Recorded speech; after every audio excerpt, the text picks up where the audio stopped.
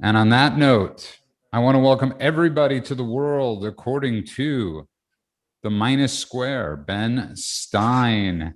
He'll be with us in about 30 seconds. We have a great show for you tonight. I want to thank everybody that's in the live chat. I want to thank everybody that's been downloading the show. It's been doing great on Apple Podcasts and all the podcasts. So we are humbled, we are grateful, and we are thankful for all your support.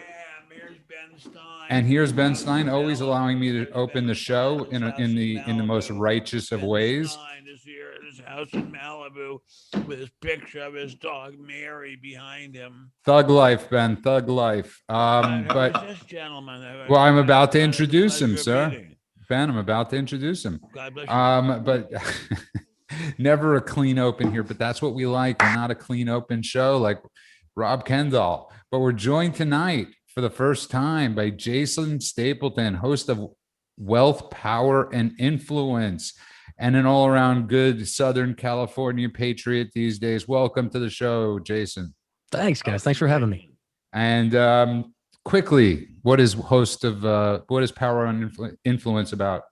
I think it's wealth, power. Yeah, wealth, power, and influence. So basically what we do is I think that those tend to be dirty words, but I think that if you are a good and moral and honest person, that you ought to want more of those things in your life. And I think that all of us kind of look for increase in one way or another with our wealth, our health, our happiness, our relationships. And the show is about how do you get more? How do we need more moral, honest, and good people with power and authority in this country. And the show is about how you get it. Perfectly said. And of course, welcome back. The man with the hair, the locks, the DeSantis 2024. I feel you're like betraying Trump at this point. You just want the first interview, Rob Kendall. So you could say he's one of your closest friends from 93.1. The president of Conservative Talk Radio, IBC. Bam, Rob Kendall. Welcome back, sir. I went on vacation last week and I missed you, Judah, and Ben so much. I have such a hard time seeing you on vacation. We missed you. We miss you too. It was terrible. My girlfriend kept asking me, shouldn't you be talking to Ben and Judah? Right. We're the conservative ice cream, Ben and Judah. Right. We come in a lot of great flavors. But of course, this show wouldn't be complete without actor, writer, saint, sinner, provocateur, economist, statistician, mathematician, grandfather, father, son. But of course, Dr. Benjamin Jeremy Stein. We salute you, sir. I do not take any insurance. I do not have any patience. Yet I'd still trust your hands over Dr. Jill Biden's. These are the hands of a man who separates conjoined triplets without anesthesia. You are a talented man, sir. But oh my God. And also tune Ferraris so that they run twice as well as those idiots at the factory and idiots in Italy do. Okay, perfectly said. I want to get right to it. The other night, I brought up this fact that people were a little, I don't want to say disparaging, but they didn't believe my pulse on what was going to happen and what's going to happen. Yesterday, LA County released new guidelines in a sense. They suggest that people start wearing masks again. And we know what comes after the word suggestion. And I was on the phone with a friend of mine, Ben Stein, this morning, and I was telling him, I believe that they're going to go into lockdown again. And he's like, no. And then all of a sudden there's a report coming out. I sent you the report from the White House that essentially the WHO, I wish it was the ban. You said that what's his name, Peter Moon or whatever his name is, has been dead for 20 some years.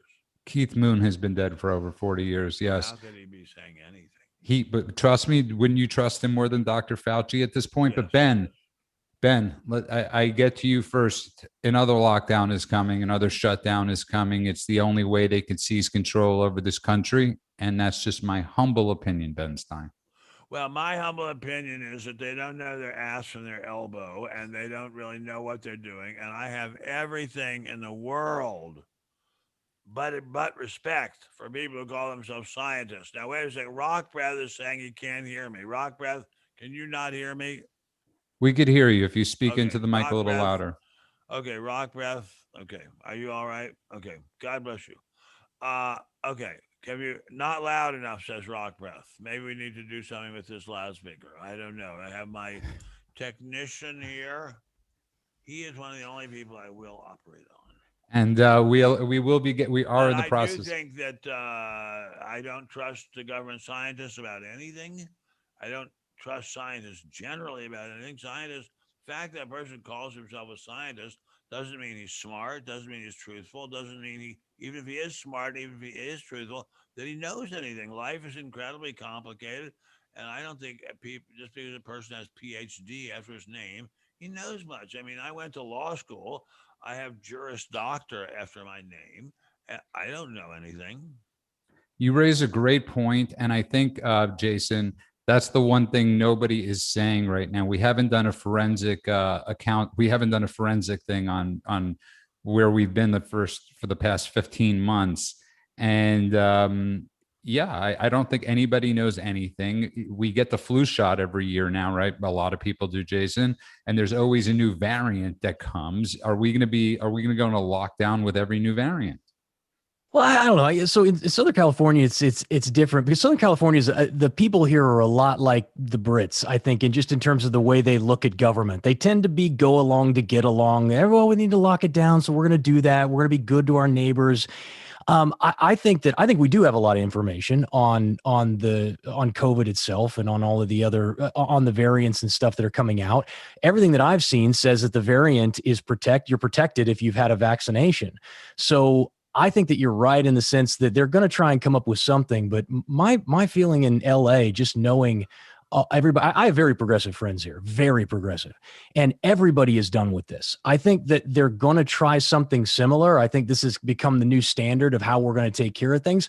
But I don't know if they lock everybody down again. Lock them down for what? What are they taking over? Are they going to take over a completely botched economy and 1,000% inflation a year because they just keep pumping trillions into the economy and stimulating? All that money increases wealth inequality. It's not that hard to figure out. If you give a bunch of money to poor people that you created out of thin air, they spend it on stuff and it goes into the hands of people who don't need to spend it. So it doesn't make a lot of sense to me that they're doing this. But to your point, Ben, they're a bunch of idiots. So it could be that they just don't know what they're doing. Ben, I want to go back to you because the three of us live in Southern California, and I don't know Jason's experience, but in my experience, in your experience, Ben, from going supermarket shopping, everybody almost that works in the supermarket is still wearing their masks by choice. I think there's something to that, except at the meat counter. At the meat counter, where I, as a surgeon, go first to see how they've cut the meat. No, seriously, I see a lot of people wearing masks. I think people. I have a friend sitting here with me, and she talks a lot about something called virtue signaling. And I think what we see in Southern California is a lot of virtue signaling in which people are trying to show that they are better than other people by wearing their masks. My favorite, which makes me absolutely scream with laughter, even on a day when something bad has happened, is when I pull up next to somebody in a car. There's nobody else in the car. The windows are rolled up, and he's wearing a mask. This idiot is wearing a mask. I love it. And one of the most ironic things of all of this is that Ben Stein was one of the stars of the movie in The Mask and The Mask 2. Yes. And one of your best roles. But Rob, it really, I brought this up the other night, and a lot of people aren't looking at it, or they think I'm crazy. We here do not say anything about the election as to not get banned by YouTube. But let's just say the last election, had there not been masks and people would have been allowed to go and vote, things might have turned out a little differently. Just a hunch, Rob Kendall. And my hunch is that lockdowns, midterms coming up, buying votes with more stimulus money. But call me a skeptic, Rob Kendall. Okay, so two things first. One, I am not vaccinated. And I have no intention to get vaccinated anytime. You're off the show. You're off the show. Vaccinate you right away. Yeah. I've also never had a flu shot, nor do I ever intend to get one. Every time I go to a medical checkup, the doctor's printout says I've been past due for my flu shot since 1985, which I always laugh at. This is never going to end. And I said this a year and a half ago when it first happened, when it was 15 days to flatten the curve. You never can believe government, because the history of governments throughout the world and in this country as well is they lie to people. And if you believe anything government tells you, I have some swampland in New Jersey to sell you, because it will never stop. So he's 100. Swampland in New Jersey might have. Go ahead, sir. So Ben, he raises a great point. I'll go to you, then I'll go to Jason on this one. But he and then Rob, of course. But yeah, he raises a good point. So we have take Brazil, which is the second, which is really close to us, not close to us, but has constant corona.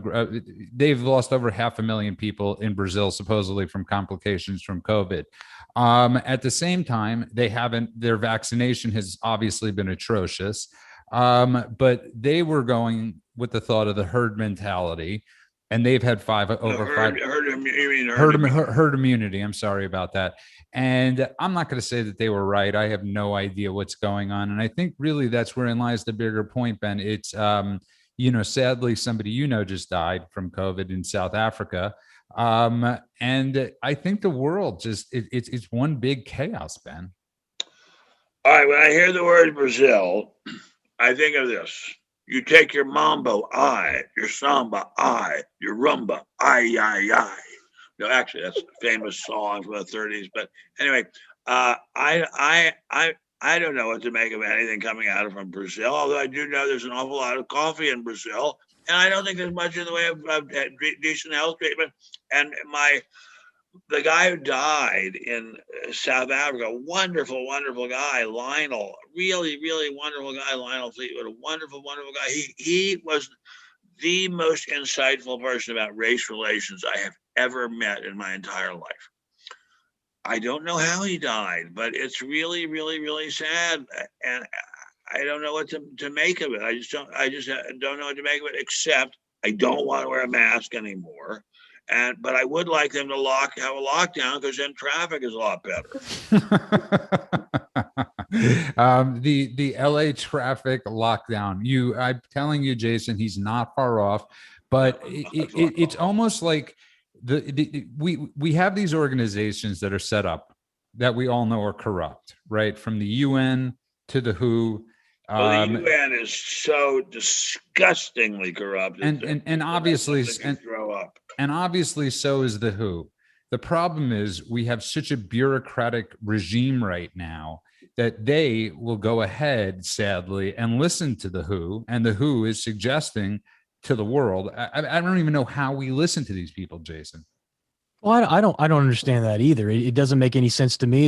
You want to talk about mask wearing, both the World Health Organization and the CDC have both put out studies that say that masks have limited to no effect on preventing the spread of the virus. And in fact, there may be some evidence that it actually causes more harm than it does good. I don't know why progressives in particular continue to push a narrative that denies science. It feels to me as though this is exactly what they object to most strenuously in every other situation.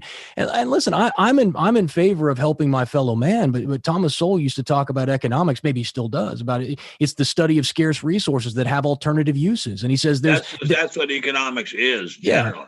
But he said something else that was really powerful. He said there's no right or wrong decision. It's trade-off in economics. So you say to yourself, okay, in economics, labor is a scarce resource. If you tell labor it can no longer go to its highest and best use, and you put it at home for a while, there's a trade-off to that. And the question is, are the lives saved worth the cost of the economic labor shortage that we have? And I think there's no standard by which you could say that's the case. I will let the standard by economist which you answer can that. even start measuring it. I mean, you're totally right. The government is bribing people to stay home and not work.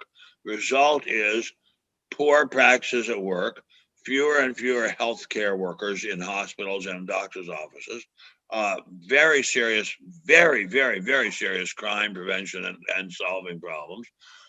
So that you're right. There's a very serious trade-off issue here. I mean, and we don't know how to value these things at all. I mean, Black Lives Matter, but so do white lives, and so do all lives.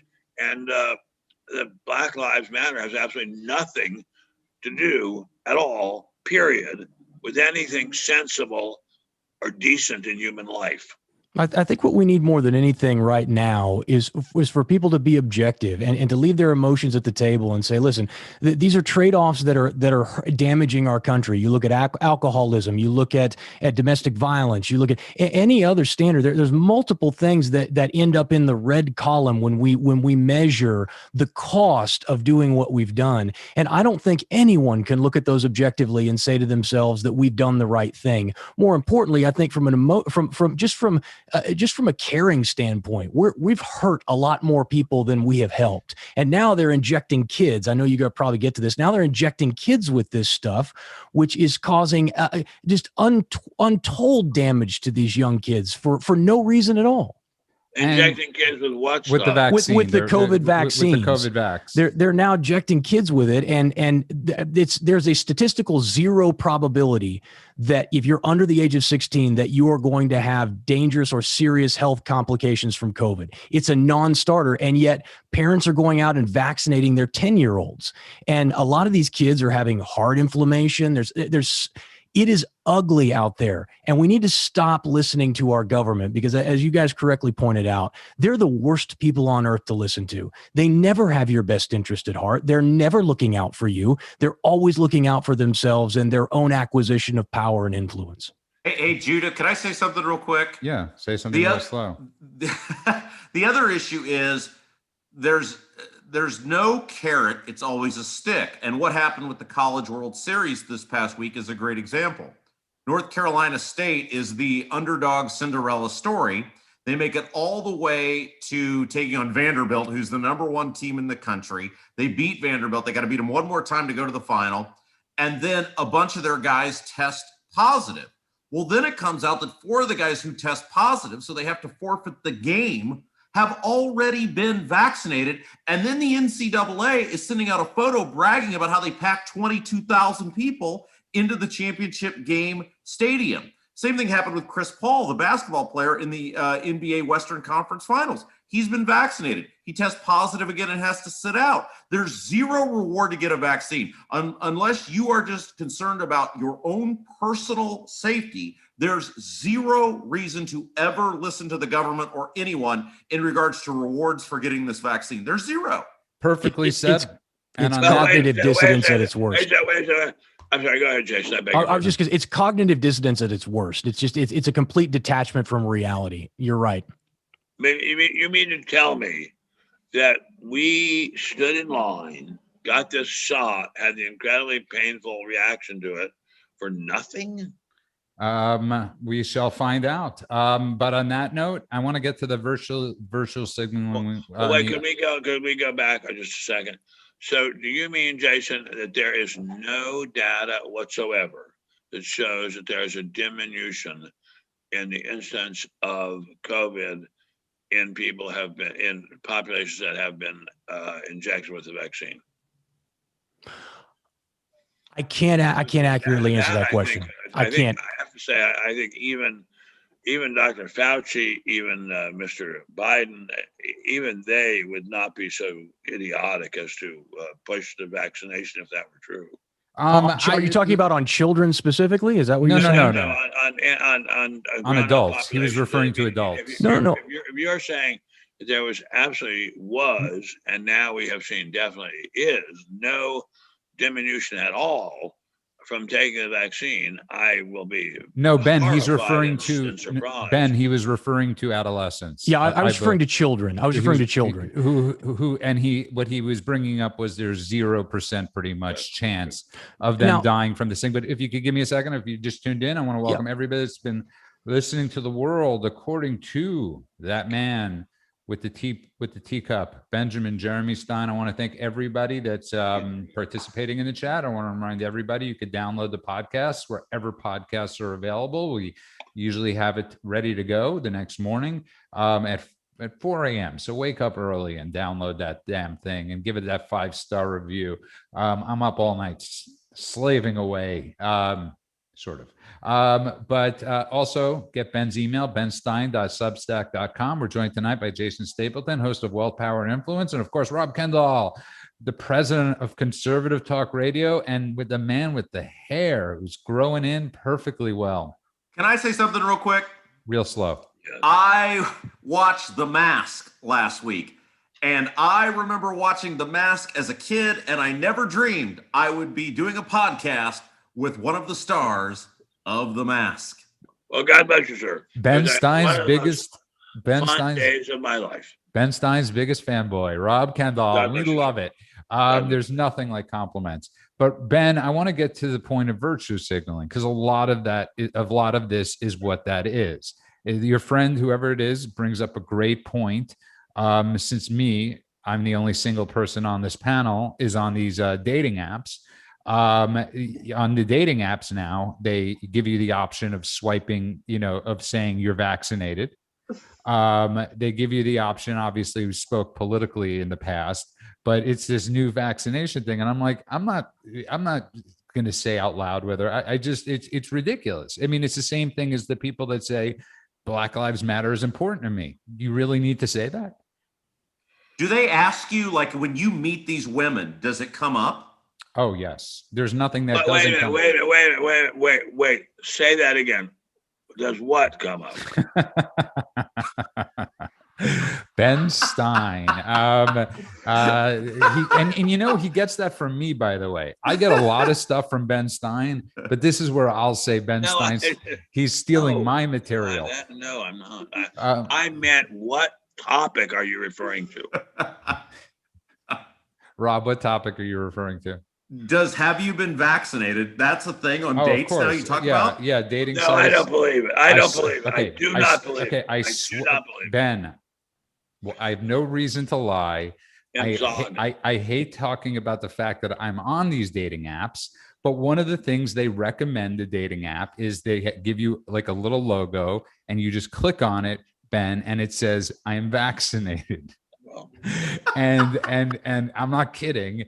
Well, what's wrong with that? What's wrong with that? I feel like it's your own personal business. I feel like at a certain point. Well, I know, but if you're going out with a woman who I'll tell you why. Have sex with, that's your business too. I'll tell you why. What the difference has been. If you're vaccinated, it shouldn't matter if I'm vaccinated. That was the whole point in getting the vaccination, is if you're vaccinated, you're safe from me. You have a 95% chance of being safe from me, 96% chance. That's why it shouldn't matter. That, in my humble opinion. Okay, Rock Breath has a good comment. Rock Breath has a very funny comment. He says it's insane. That's what's wrong with it. And Rock Breath's 100% correct. But Ben, it's a sense of virtue signaling. It's the same thing I always say with the people that wear the pins after they went voting. You have all these people that like just say just voted, and I'm always like, and I'm being honest with you guys, I'm always like liberal, because I've never and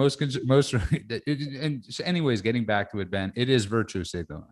I don't disagree with that at all. But and I certainly don't see why they make young children get vaccinated. That is super virtue signaling. That is astonishing virtue signaling. But do we have a disease out here which shows some effect in a good way from vaccinations? I think we do. 100%. So then let's get back. Well, and to your point, Ben, I think it's important to recognize that it does seem to be very effective, not at preventing you from getting it, but preventing you from being very sick, Well, the problem is that it hasn't been through FDA trials, like any trials. It's been raced through. Normally, it'd be 3 years before they would ever consider giving this to a human being or putting it out on the street.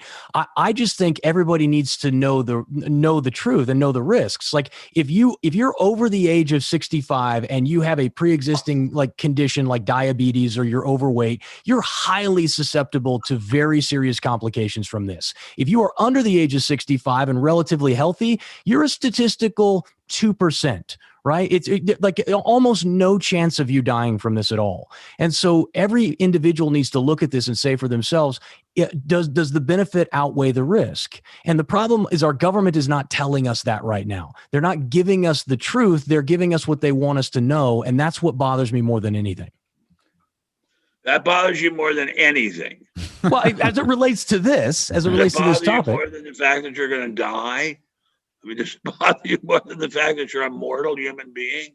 Look, this inoculation thing is obviously, we're not being told the full truth about it. I don't think they know the full truth about it. What we know is that there is some value in getting the shot.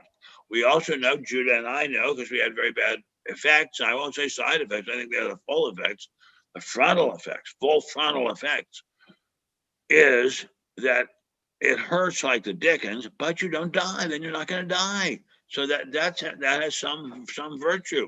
Well, let's absolutely pray on that. But and just for the record, Jason said that, I don't know if you want me to say, you did get the Johnson and Johnson, so he's not an anti. And I've had COVID too. I've had COVID, and I've also had the vaccination. So he's not in any by any metrics opposing he's sort of what we do here is we lay out what the effects, and that is your choice at the end of the day. I think every man and woman should make a decision for themselves, and that they should make that decision with as much information as possible. And I feel like at this point, they're not getting all of the information. What they're getting is a distorted view of both the effects of the virus and also the risks of the vaccination. And so my only point is just be truthful and honest with people. That's your job as a government official. Well, Judah, I'm sorry, go ahead. No, I just have a very important question for Judah, because I'm dying to know how this comes up on a date. Like, I am blown away on how this, like, do they just come right out with it? Have you been vaccinated? Do you skirt around it? It happens when you chat beforehand. Yeah. I mean, when you're in. Tell me about how it happens. I assume the first thing they want to know is how much money you make. Like in DMs, like in LA, that's true. In LA, that's 100% the first question. I think that is absolutely the first question. Usually is, what do you do? What do you do? Okay, so how do you answer that? I say I do research. So you text? Are you texting? Like this is DMing? Yes, it's an app. You're in the app, and you're my God, I feel like such a jackass. No. We find this very interesting. I was there a few years ago, brother. I know exactly what it's like. It's the worst thing on earth. Especially when you break up during COVID, and you woke up out of into this world where nobody in LA will date a Trump supporter. And somebody brought up and said, do you ask them if they have the HPV vaccine in response? Anyways, we're getting really off the rails. No, Judah. No. We are on the rails. Our audience wants to hear this. Yeah, that's right. We are your audience. We want to hear this. What's it? I've never been on a dating app or anything like it. I want to know. So the first thing I say is that they're talking to you on the internet. They say, "Have you been vaccinated, brother?" No. I said that's that. Let's say Tinder offers you to offer up your status, which is sort of like, I mean, when you think about it, what they're doing, the reason it bothers me so much is because during other epidemics, people didn't get help because of status. And during the AIDS epidemic, during the AIDS crisis, people weren't getting help because they were embarrassed to. Your health is your own private thing to me. Your health, your wellness, I totally disagree. If I were going out on a date, which I'm not allowed to do because I am a doctor and doctors can't do that. But as a person let's assume I'm not a doctor, so I can go on dates. I would like to know the health of the woman whose body. Okay, let me take that back. Let me I was just using it as an analogous. Of course, if I want to know if somebody has a disease, okay, a communicable disease, of course I want to know that. My point was, this isn't a communicable disease, and we are treating it as a communicable disease. This isn't something, and I've been saying this for God knows how long. We've been treating this like somebody has an STD instead of somebody getting a virus that we had no part in doing whatsoever, Ben. That's sort of my point. So I would like to know what else happens on your dates. Well, I don't get dates, Ben. So okay, so I say they ask you if you've been vaccinated. Do they ask you to hold up to the camera your form? What is the form? It's yeah, your vaccine. It's the form for your income tax. What's that form called? I just want you to know I met all three of you tonight, and this is the greatest conversation that I could have possibly had over this. Can I tell you why? Because I normally don't like to answer questions. Okay. Do they ask you to hold up your No, income tax return? it goes on trust that you've been vaccinated, just like everything. What about the income part? Jason and I live in Los Angeles. You live, I don't know where you live, my friend. We live in Los Angeles. It's all about money. It is. So I want to know, how do they find out how much money you have? These days, I'm telling you, the reason why I divulge that I've spoken about this before really quickly, my political stuff, is because women these days are great detectives. They have incredible detective skills. Women, before they even go out with you in the greater Los Angeles area, have done a background check on most of the guys they dated. Okay, I want to back up. Now. How do you do a background check? I've never even. There are certain sites that you could go to. Really? Yes. And Jeff, what's the name of the site? Jeff, I don't want to give it. Anyways, this is the most awkward moments of my life, but I'm sharing it with somebody I've never met, Jason Stapleton, and of course, it's great to be sharing this with Rob Kendall and Ben Stein and everybody that's listening. I want to know how they know how much you make. Well, Ben, I'll tell you, hang on, Ben, this is how they know, because everybody's got their whole life on social media now. And so what they do is they start a trolling expedition with the 10 of their girlfriends before they go out with you on a date. And they know where you work. They know who you work with. They know all your friends and their friends. And they go do a deep dive on you before they go out. That's how it works. Deep dive on you? Yeah. Can I offer some advice on this? Because I think I'm the youngest person here. I had what I would call the theory of five. And that was, on social media, I could find 5 common contacts with whatever woman I would go on a date with before I would go on a date with her. So through 5 common contacts, because everybody likes to talk about everybody else, you can very easily find out absolutely everything about the person you're about to meet, Ben. I find that impossible to believe. How in that case, how come there are police departments and detective bureaus? They do use those things. They do use those things, but I love the. I'll tell you. Hang on.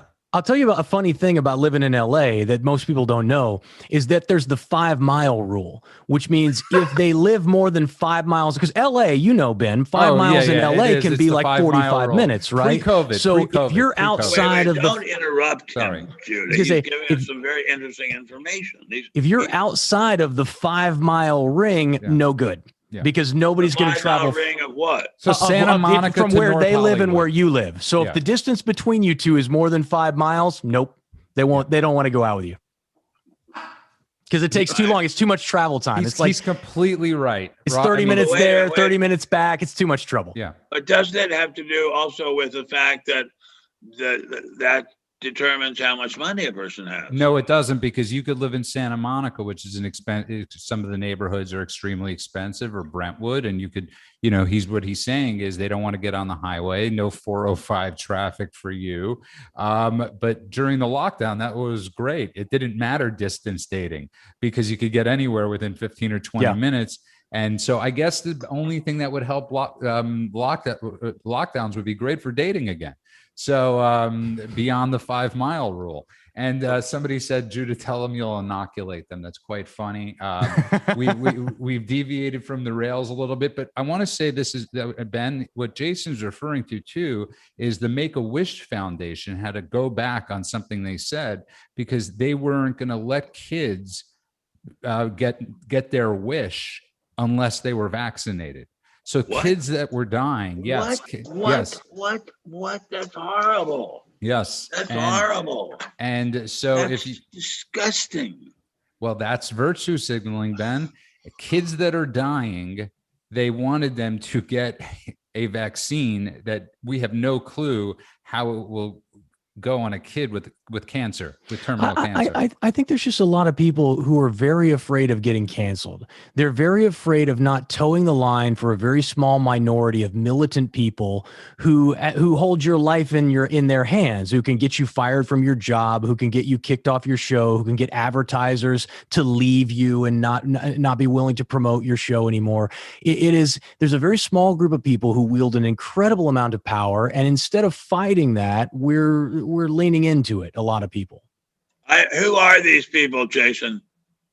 Well, I think that, so for example, I think the Black Lives Matter crew, there's a group of them. But let's not even use Black Lives Matter, because I know that there are good people in that organization who are trying to do good things. You do know that? How do you know that? I do, because I know people here in Los Angeles who are in the organization, who support it, who are very good people, and who are trying. Please tell me what good it does. No, he didn't Black say Lives Matter.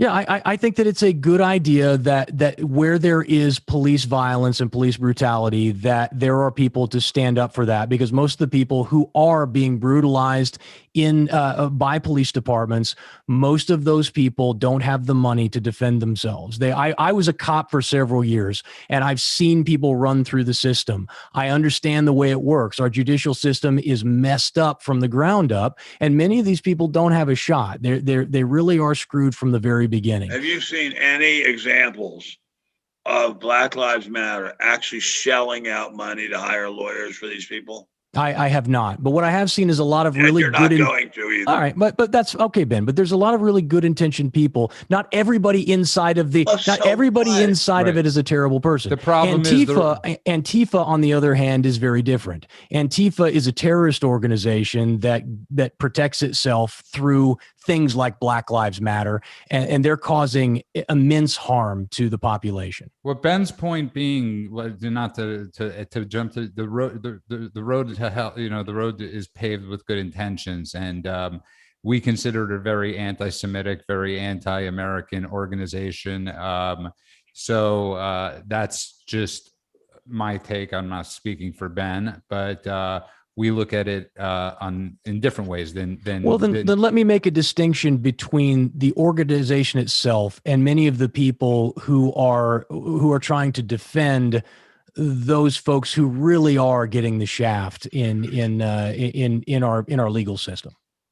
Do you think, my dear friend Jason has become my dear friend just in the last 37 minutes? Do you think Black Lives Matter really is helping the lives of Black people in America? I don't know. I don't know if libertarians help the libertarian cause, of which I count myself as one. We respect your honesty, but so I don't know that, but I know in principle that I believe that we shouldn't hurt people and we shouldn't take their stuff. And where we find atrocity, we should stand up to that.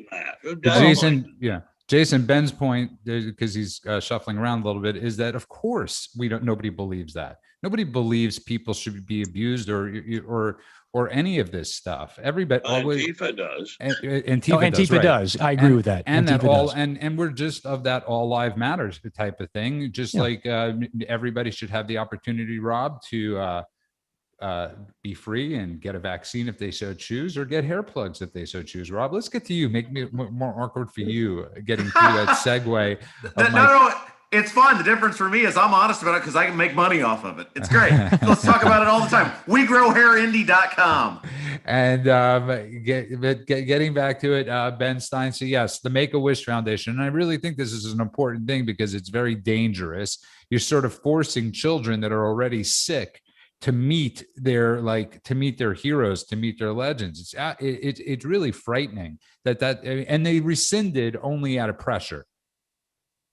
It's just, the whole thing is so frightening because the disease just becomes another cudgel for the beautiful people, the power players, the beautiful people who live north of San Vicente Boulevard in Brentwood, to beat up on everybody else and to show how much better they are than everybody else. That's the whole thing. Easy. I live north of San Vicente. Do you? May I ask where you live? Actually, just north of San Vicente. Yeah, and kind of between Hollywood, just a few blocks, just in kind of mid city. But Judah makes a great point, which is I'm talking about San Vicente in Brentwood, sir. Oh no, I'm west of there. Yeah, I'm kind of south of West Hollywood. You're east of there, sir. Yeah, sorry, east. Yeah, east, south, and east. Yeah. So, but Judah, now that we've located you on the income. I'm not hard to find. No, he said we're glad we located you on the income scale. But Rob says apparently I raised a great point. So go for it. You made a great point about people won't say anything because of the wokeness or the fear of being canceled. It's the same reason nobody's going to say anything to this hammer thrower, Gwen Berry, who is completely disrespectful to our country, to the Olympic system, to everything America's stood for. But nobody will say anything. Nobody will stand up for what's right anymore. It's disgusting. I just said it. It's disgusting. But I'm saying you're not going to see that. Nobody but Ben Stein will say anything. Excluding Ben Stein, most people in the major news media outlets, it's almost like we're ignoring the disgusting in front of us for what they consider to be some sort of good.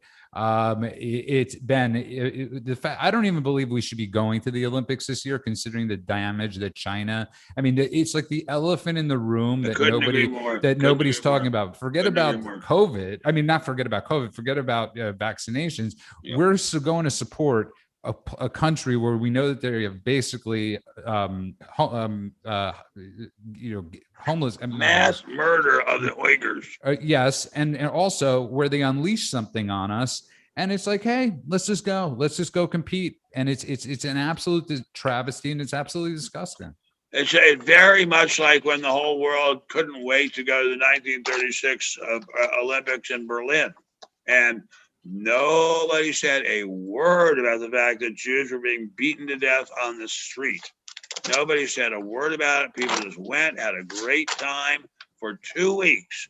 The Nazis took down the signs in the parks in Berlin and said no Jews allowed, and everybody had a great time. As soon as the Olympics were over, bang, you Jews get back in your cells. Now, the Olympics are in Japan, though, for the Summer Olympics. I think the next one is in China, right? So, I mean, are we saying they shouldn't go to this? We're talking about ignoring moral evils in order to compete in games. That's my mistake, by the way. You're right. The next one is supposedly in China, Japan. I got them confused, so thank you for correcting me on that, Rob.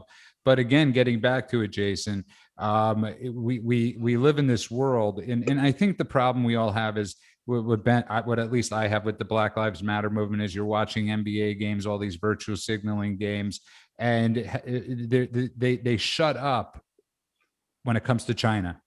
You've seen so many of these athletes, shut up when it comes to their own communities, the lives from their communities where they were brought up, being slain constantly. You see them shutting up when it comes to, and this is black and white actors and athletes, shutting up because they're scared to death of losing business with China. And I would like to know where Jason is from, because he has a great accent and I like it a lot. And I'm guessing he's somewhere like Tennessee or Alabama. Close. I grew up in the Midwest in Southwest Kansas, but I spent many years traveling around the world. So I've been to most of the ugly places. I spent 4 years as a Marine, and then another 5 years doing contract work overseas. So I've been around a little bit. Well, I would like to say, God bless you. There is no more wonderful organization in the world than the U.S. Marines. And we all are humbled just to be on the same screen with you. And I'm not kidding. Somebody brought up the best point, guys, in the YouTube chat. It's Mark. I don't want to bring up your last name, but it's Mark who's constantly in the chat. And he said, what about the problem also is we're not bringing up the two people that did stand for the flag and that won the other two medal winners. And it's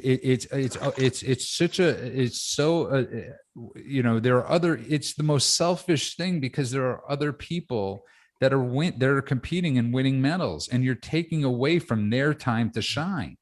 And somebody could say, I get the reverse argument, but this is my time to shine. And, but there's a a place for everything. And I just don't believe it's burning the flag if you win, threatening to burn the flag if you win the gold or the silver or whatever it is, Jason. Well, I would probably make the same argument about the Olympics in general. There's an old saying where goods cross borders, armies do not.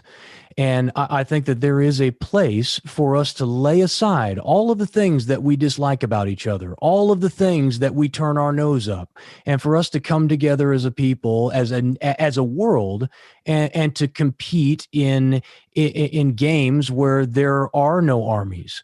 The men and women who compete in these sports, no matter what side of the aisle they're on, and no matter what country they come from, most of them are not politically active. They're not concerned with that. They want to come and compete.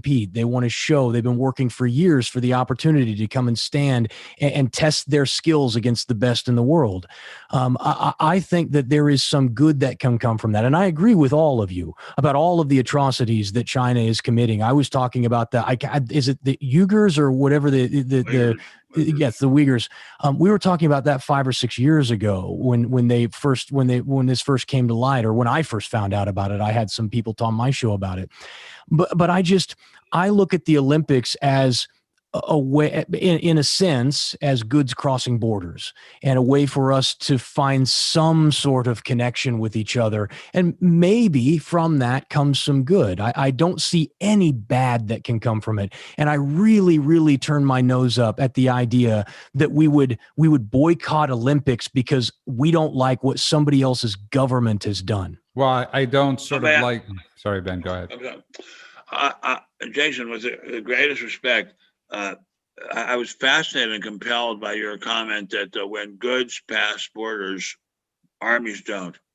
At midnight on June 21st, 1941, the Russians sent an enormously long train full of oil into Germany. 2 hours later, the Nazis invaded Russia with 3.5 million men, the largest invasion of all time. That's I think, with the greatest respect, although it's a great slogan, I think with all due respect, the historical data is very much to the contrary. And Jason, and I'll let Rob chime in. Obviously, one of the great things about the show, and I always bring it up, is that we have discourse and we like each other afterwards. It's what separates us from them. My point is, I don't think a country that's having a Holocaust going on in it, we should entitle them to, we should reward them with being at being the center. And that's just my humble opinion. That is a fair position to hold. We just disagree. Yeah, it's all good. Rob, what are your thoughts on that? Good. Well, let me point out, Jason spent time in Overland Park, Kansas, which is where my favorite golfer in the whole world, Harry Higgs, is from. So that endears me to him. And that's where our son was born. Overland Park, Kansas? Yes. That's awesome. Yes. Harry Higgs. He is terrible, but gosh darn it, he's entertaining. No, I think there's some merit to the idea of saying we're not going to go and support a country that unleashed a deadly virus on the entire world, that is horrific to their own citizens, that still holds up a person in Mao who is arguably the most violent, deadly human being, evil human being to ever walk the face of the free earth. I think there's merit to that. They do this all the time though, where people like LeBron James criticize this country, which on the freedom scale is 1,000,000 times greater than China. And yet when he gets asked if China, pleads ignorance on it. We saw with John Cena, which we talked about on here, where, he's forced to apologize by talking about a country that is a country for calling them a country because he's in some movie that's going to play in China. These people are complete hypocrites. Actions have consequences, and it's time that we use what we have to have for those consequences, because we could see that they're never going to do. I mean, Ben, do you ever believe they're going to do a forensic accounting of how this thing ever started? I mean, about the COVID, do you believe they're really going to ever? We had a 9/11 commission pretty much set up very quickly. Where is the COVID commission? Where are people screaming? You've had, where are the millions? I'm looking for them. I think they're back here. Just kidding. No, I don't think we're gonna get that. I mean, no, because China. I shouldn't say this because my dear friend and former boss, Richard M. Nixon, open relations with China. And maybe we shouldn't have. I mean, at the time, it seemed like a great idea, and certainly conditions of life for a very large number of people in China improved dramatically. But China has become incredibly powerful, and they are a real danger now. I'm sorry to say they are a real serious danger. Although I looked up something last night which kind of interested me. Only one country in the world has more than one aircraft carrier. That's the United States. We have 11. China has one. Russia has one. France has one. Garnished. Britain doesn't have any. So we're still a very powerful country, but the Chinese are a very powerful and dangerous country. And on that note, if you just tuned in, you are listening to The World According to Ben Stein. We're having fun discourse course. And I want to remind everybody to please download our podcast at The World According to Ben Stein, wherever podcasts are downloadable. Also, subscribe to Ben's email, benstein.substack.com. We're joined tonight by Jason Stapleton, host of Wealth, Power, and Influence. And I got to give you major seriously. Thank you for serving this country. It is honestly, that's no joke to do that. That is and business, and he deserves a lot of praise. You seriously do. I mean, seriously do. You seriously do. And of course, then there's Rob Kendall, who just got hair plugs. And that's the service he did for this country. But he's also the president of Conservative Talk Radio for 93.1 WIBC. Yes. I have a question for Ben because I'm floored. Ben, why were you in Overland Park, Kansas? Of all the places I know Ben Stein's been, why were you in Overland Park, Kansas? I'll tell you later.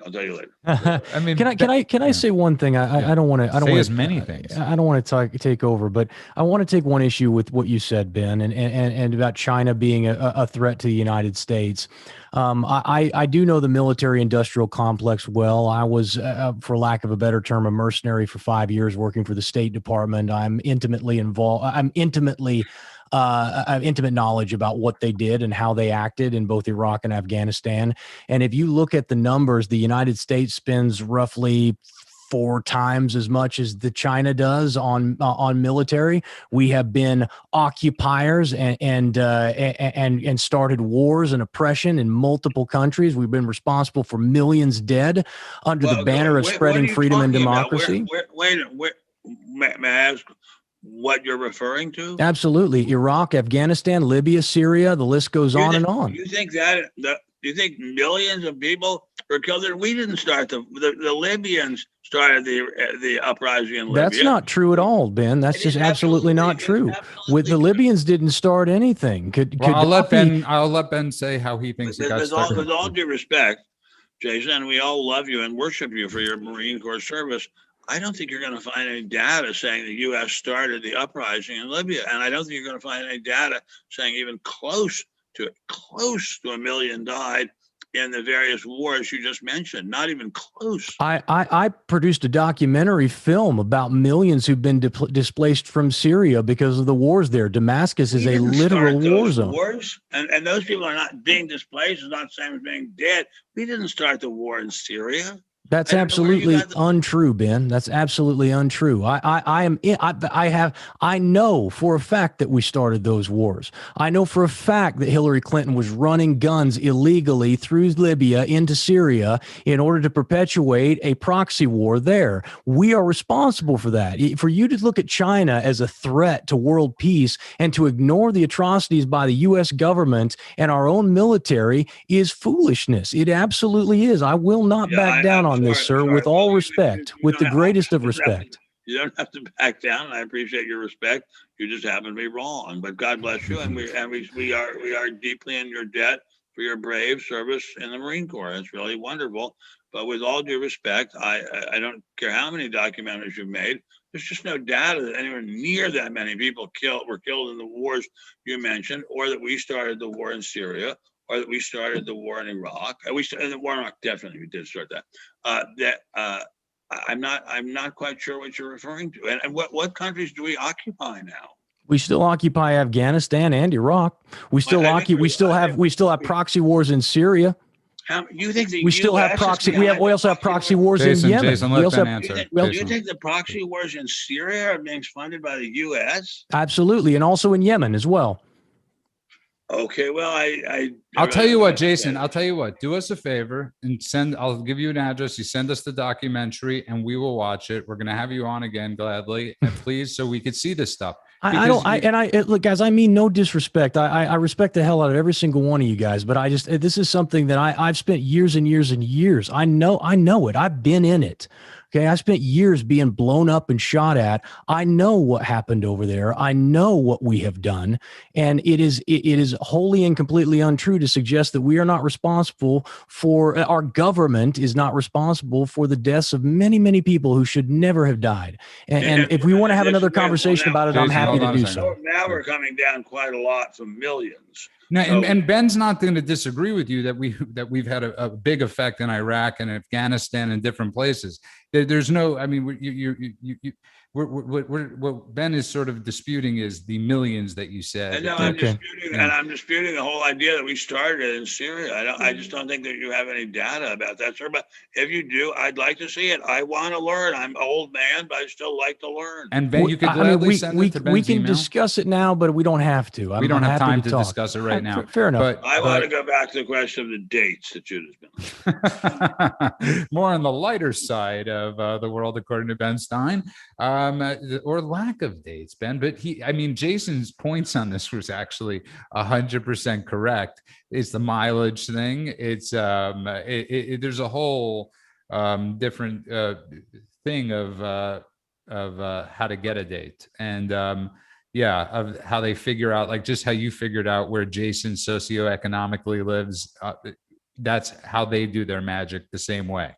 I know, but Jason's an incredibly good-looking, handsome guy. So thanks for the compliment. He doesn't need to worry about how much money he has. And for all we know, he has a great deal of money. There are people who live in all different weird areas of LA who could be terribly rich. And thank you very much for the compliment. I'm obviously I don't have Jason. You're a very handsome guy too, and so is Rob. But I'm a weird-looking old guy, and I happen to have an incredibly beautiful wife. Yes, you are truly blessed. Listen, there's no rhyme or reason. We live in Los Angeles. It's not like living in Indiana. It's not like living in most of the normal places in America where people judge you by your heart and not by the color of your. I don't think anyone is judged by his heart. By the color of your party. I thought I'd be cute there with the way I said that. Yeah, Rob's looking to jump in. I was just going to ask because I saw this comment from Rock in the chat about Judah's mom, and I wanted to ask because I, like many others, have been praying for Judah's mom. How your mom is doing? Yes, how is your mom? Thank God, my mom is doing good. She's out of the hospital. She appreciates all the prayers. She reads them in the chat. It reads them in the chat. She's she had an ablation. It didn't go. A second ablation. It didn't go. Anyways, thank God, and all the prayers and all the. It really touches her, and it touches my father. So it's really greatly appreciated. As you can see, I feel very uncomfortable about talking about myself. Prayer works wonders. Yeah, as you can see, I prefer much talking about everybody else but myself, and my dating experiences in the world. But one thing I want to get across on this is Jason has his ideas and his opinions and his studies, and Ben has his opinions and his studies and his ideas, and Rob, and that's what makes this show is that we could agree, we could disagree, and we meet up somewhere afterwards, and we can meet in the middle, and we could, as Ben said, we could learn more. Ben's not kidding when he says he wants to learn more. Every night Ben watches documentaries about and looks things up online and looks things up in encyclopedias and statistical abstracts. I'm endlessly looking things up. I can't tell you how many times, Jason, Ben and I have been in the car and he's like Google that for me. You know, you guys should understand. I'm absolutely. I have the greatest respect for Ben. I've been watching you since I was in my early 20s when I was a currency trader for about 10 years, and I remember watching you on Fox News in the mornings and just loving every minute of it. I always loved your perspective. I respect you immensely. So yeah, there's no hard feelings at all. I apologize. I just feel bad coming in and like offering like a different opinion, and I don't want to rock the boat. You know? No. We love you, and we want when it's done with you to be with us. The three of us are going to be at the next table to Judah when he's on his next date. But you brought up a great point. We actually encourage people to have different opinions on this show, as long as it's done with respect. And I really appreciate that. I've had a great time. And we encourage people to go and watch Judah on his dates. Yeah, that's what I'm gonna do. Follow Judah on Tinder and follow Judah's dates. And Ben, you love this. But this is Ben after each bad date or each bad conversation. Show me a picture. Show me a picture. And I'm like, it went so bad, I deleted it. Especially that hour and a half. I'm not kidding with you, Jason. I had a 2.5 hour phone call. The last hour was this girl screaming at me, and I'm like, saying to her, why did you just hang up? I finally did. It was because it was like when I went to Wyatt Earp, and I figured after 3.5 hours it would be over. And at 4 hours, I finally walked out. I figured the conversation. Wyatt Earp was 4 hours. 4 hours and 15 minutes. Yeah. So here's the thing: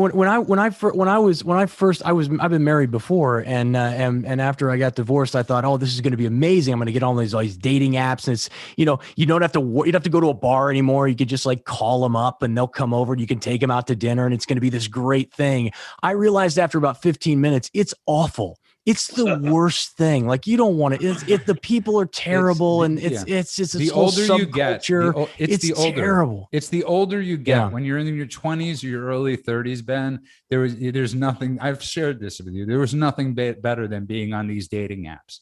But since you get, older and political, has gotten involved. There's nothing more miserable. That's why I love doing it, Rob. Why would you be on the phone with a woman you don't know for 2 hours? It was the conversation. Yeah, that is on you, dude. That is on you. That's on you. Going well. And then she brought up her hatred of somebody from, anyways. And I'm a big defender of religion. I'm a big defender of people's rights to be religious. And I took offense to it. Then she started railing on Trump, and you don't rail on Trump to Judah Friedman. You just don't do that. Step back, yo. And I said, I just don't want to talk about this. And 30 minutes, she's not stopping. She's just going in. All right, we want to know her name and phone number and address. We're going to go over and talk to her. I don't even remember. She lives in Manchester, so that says where is that? It's where the planes fly over. I'm going to tell you right now, Ben, you're such a big celebrity that she'd probably just wouldn't know what to do with herself if you showed up at her door. I'm not going to show up at her door because I don't know where Manchester is. By the way, just so people know, it's only foreplay if you're with them in person. It's right by the airport, Ben. It's right by the airport. And on that note, we are running out of time. I want to thank everybody in the chat. I want to thank we've had great lively discussion and banter tonight. And remember, getting a vaccine or any of this stuff is your own personal choice. It's your own personal decision. Don't let anybody force you to do these things. Question everything. And it's really important we do that, especially in today's day and age. I want to thank everybody that's been in chat. Remember, benstein.substack.com. Of course, you could find him also at americanspectator.org. And Rob, tell people how they could find you, where they could find you every day. Weekdays, 9 to noon, the Mock and Rob Show, 9 to noon Eastern for those of you who live in Los Angeles or the greater Los Angeles area. WIBC.com, the Mock and Rob Show. Bam. And bam. The president of Conservative Talk Radio. Jason, tell people where they could find you and your partner. I know you have a podcast too.